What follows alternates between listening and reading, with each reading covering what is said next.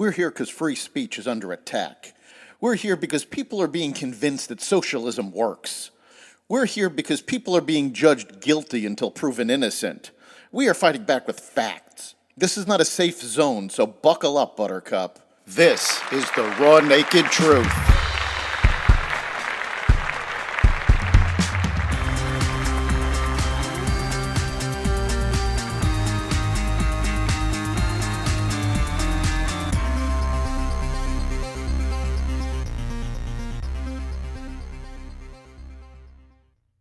Pence enters the presidential race. Businesses are still leaving California, and more. Welcome to the Raw Naked Truth. I'm your host, Eric Lopkin, and here's the news you need to know. Former Vice President Mike Pence on Monday filed paperwork officially launching his campaign for the 2024 Republican presidential nomination. The move sets up an unprecedented contest, pitting a former vice president against the president under which he served. Former President Donald Trump dominates the polls, with Pence trailing far behind in a growing GOP field, polling in single digits. Florida's Governor Ron DeSantis is Trump's closest rival, but he is still far behind Trump. Pence, DeSantis, Trump, Haley, and Scott will also be joined by Chris Christie, who is expected to throw his hat into the ring shortly.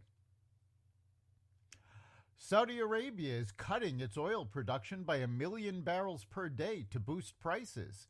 Saudi Arabia made the announcement after meeting with fellow members of the Organization of Petroleum Exporting Countries and Russia-led oil-rich allies, who agreed to stick with current output targets through the end of 2023. The 23 countries participating in the meeting account for nearly half of the world's oil supply. The push for production cuts to prop up prices came amid concerns that global economic troubles could reduce demand for crude oil. Saudi Arabia had pushed other countries to cut output, but producers in Africa and other regions resisted. A Chinese warship cruised past a U.S. destroyer in an unsafe manner in the Taiwan Strait over the weekend, according to U.S. military officials. The Chinese vessel reportedly got within 150 yards of the U.S. ship, the guided missile destroyer Changhyun, which had to reduce its speed to avoid slamming into it, the U.S. Indo-Pacific Command said. The incident in the waters separating mainland China from the island of Taiwan, which Beijing considers a rogue province, was the latest in a series of confrontations between China and the U.S. and its allies in the region. China's military accused the United States and Canada of deliberately provoking risk because they were participating in a rare joint sailing through the contested waters.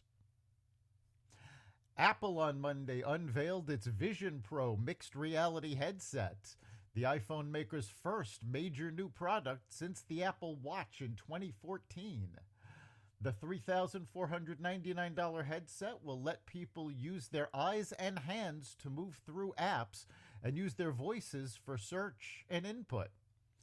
Vision Pro users will be able to use the devices to play videos, watch movies, or view their own photos and videos, as well as using productivity software like Pages, Keynote, and other office equipment. The device also will allow users to create a realistic-looking avatar and switch between augmented reality and full virtual reality with the flip of a dial. The headset, which has been in development for years, is supposed to be CEO Tim Cook's signature addition to Apple's stable of products. Allstate quietly stopped providing property and casualty insurance to new customers in California last year, USA reported on Monday. The news followed State Farm's announcement late last month that it would stop offering home insurance to new customers in the state due to the threat of wildfires and increased construction costs. Allstate revealed its plans without fanfare in November when it reported 2022 third quarter earnings. The cost to insure new home customers in California is far higher than the price they would pay for policies due to wildfire, higher costs for repairing homes, and higher reinsurance premiums, said Brittany Nash, a spokesperson for the company. That's the Raw Naked Truth.